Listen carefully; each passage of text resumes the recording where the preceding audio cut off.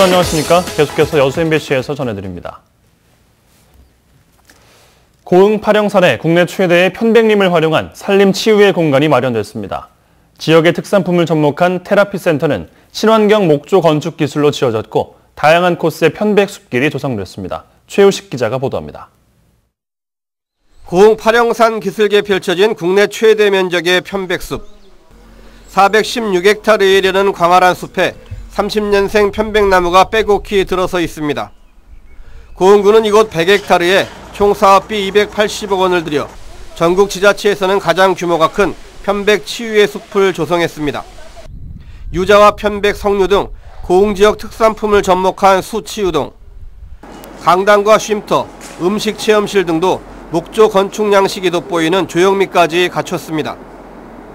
건물 전체의 내벽을 편백나무로 마감했고 나사못이나 꺽쇠 등 철제 부품은 겉으로 전혀 드러나지 않도록 세심한 부분까지 신경을 썼습니다.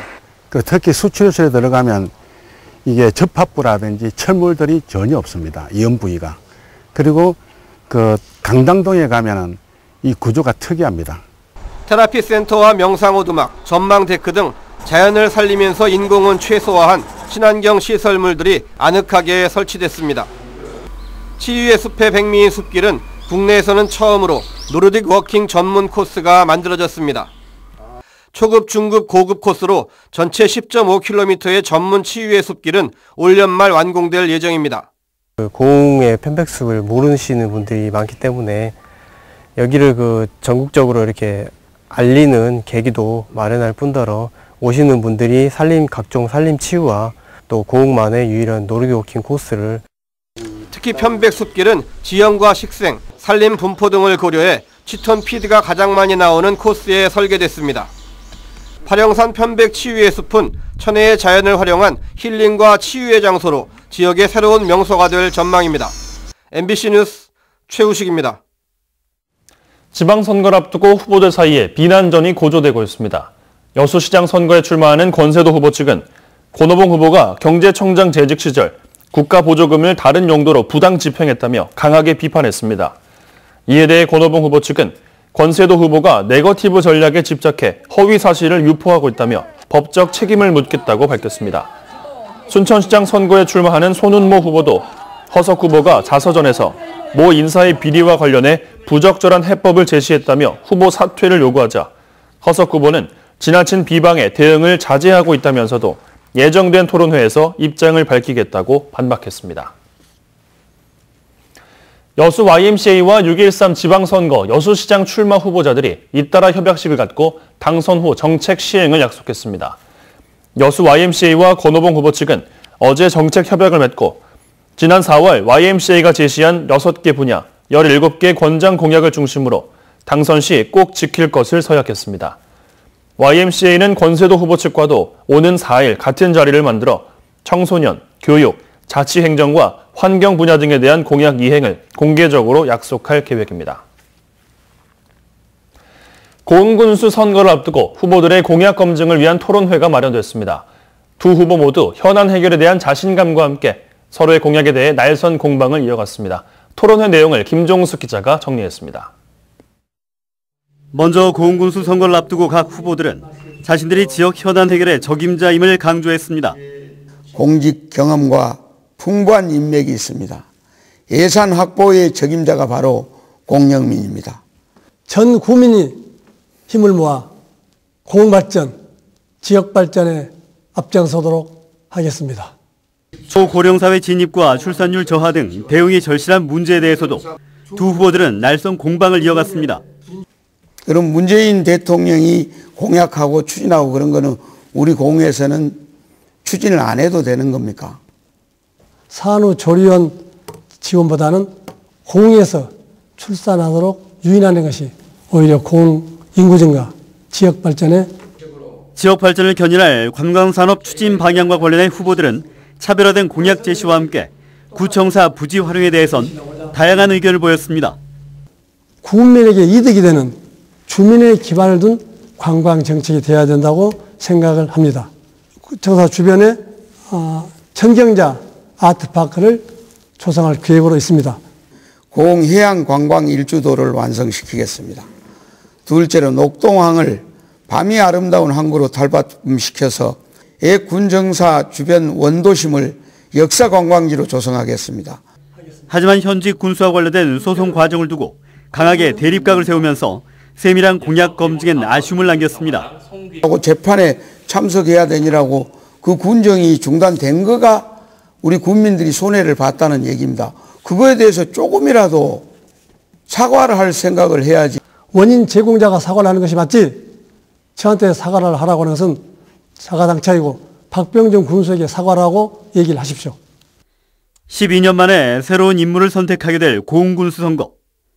변화의 바람을 주도하고 현안 해결이란 짐을 짊어지는데 누가 더 적합한지 유권자들의 시선이 모아지고 있습니다. MBC 뉴스 김종수입니다. 정규직으로 전환된 광양항 특수경비직의 비정규직화 논란에 대해 항만공사가 공식 입장을 밝혔습니다. 여수광양항만공사는 광양항의 항만 보안 업무를 담당하는 자회사 정규직 특수경비원에 대한 비정규직 신분 전환 논란에 대해 정규직 전환 인력의 신분 변동은 일체 없다고 밝혔습니다. 현재 컨테이너 부두 등 광양항 부두 운영사에 배치된 특수경비원 99명은 지난 3월 1일 자회사 설립을 통해 전원 정규직으로 전환됐습니다.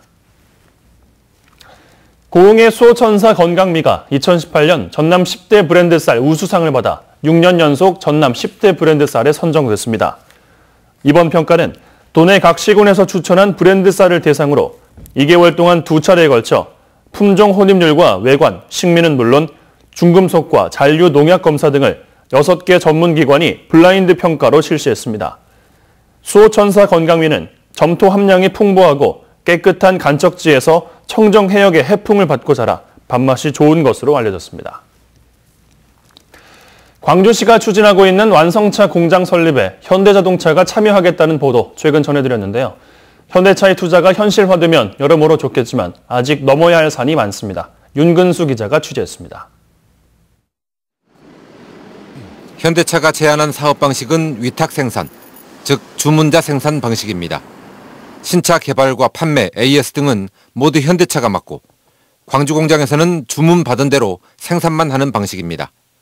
완성차 기업이 어떤 설계에서라든가 부품 조달이라든가 판매라든지 AS를 맡게 되고 그로부터 조달된 부품 같은 것을 저희가 받아서 그 신설법인이 위탁해서 생산하는. 고임금 구조의 현대차로서는 절반 정도의 인건비로 차를 만들 수 있기 때문에 매력을 느낄 수 있습니다. 하지만 현대차 노조는 임금이 하향 평준화될 것이라며 광주 투자에 반대하고 있습니다.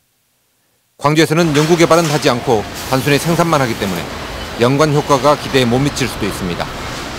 광주시가 대주주로 참여하는 것도 부담입니다. 합작법인에 투자할 재원 마련, 적자 경영에 대한 위험 부담, 모두 대주주가 가장 크게 감당할 책임입니다.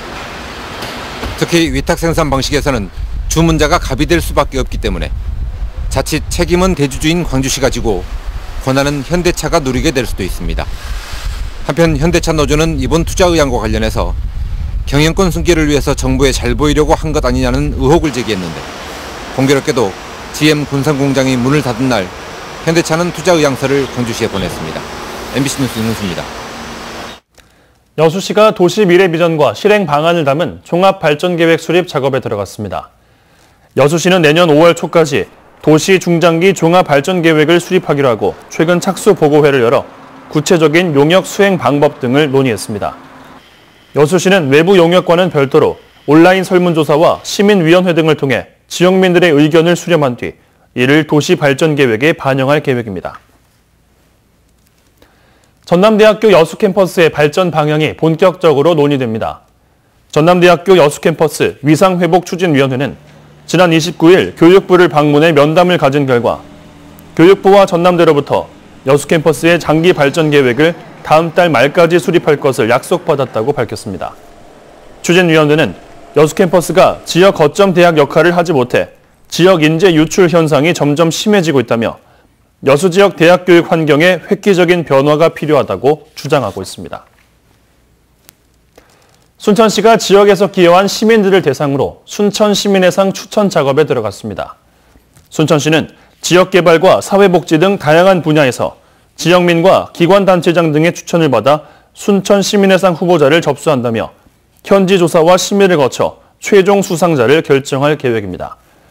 추천은 읍명동 주민센터와 홈페이지를 통해 이뤄지며 시상은 오는 10월 순천 시민의 날 기념식에서 진행됩니다. 광양시의 올해 1월 기준 개별 공시지가가 지난해보다 6.26% 상승한 것으로 나타났습니다. 광양시는 올해 1월 기준 개별 공시지가를 결정한 결과 6.26% 상승했다고 밝혔습니다. 34도까지 치솟겠고 대전 31도, 서울도 30도까지 올라서 어제만큼이나 뜨겁겠습니다. 일요일은 내일도 내내 맑은 가운데 30도로 웃도는 불볕더위가 계속될 전망이고요. 미세먼지 농도는 대부분 지방에서 보통 수준을 유지하겠습니다. 다만 아침 시간대에는 일부 지역에서 조금 높아질 수 있겠습니다. 현재 우리나라는 서해상에 자리 잡은 고기압의 영향권에서 전국 하늘이 맑게 드러나 있습니다. 오늘 이처럼 내내 맑은 날씨가 계속될 전망이고요. 낮 동안에는 햇살이 강하게 비추면서 자외선이 강하고 오존 농도도 높아질 전망입니다. 낮 시간대는 조심하셔야겠습니다. 현재 서울의 기온은 18.1도, 강릉은 24.2도까지 올라 있고요. 한낮 기온은 서울이 30도, 강릉 31도, 안동 34도, 전주 31도까지 올라 덥겠습니다. 다음 주에도 덥기는 하겠고요. 남해안과 제주도를 중심으로는 화요일쯤 비 예보가 들어있습니다. 날씨였습니다.